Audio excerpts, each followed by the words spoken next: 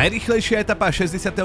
ročníka okolo Slovenska príde na rad v sobotu 20. septembra. O 12:50 sa pelotón vydá zo štartovej čiary vo Vrábľoch, kde si cyklistické dianie pamätajú ešte z časovky v roku 2009. Tentoraz však nepôjde o boj s chronometrom, ale o čistý súboj šprintérov. Na 169 km z Dolnej Nitrice z Podunajsko nebude jediná vrchárska prémia, čo robí z etapy ideálnu príležitosť pre rýchlych mužov. Body do bodovacej súťaže prinesú dve rýchlostné prémie v Nových Zámkoch a Kolárove.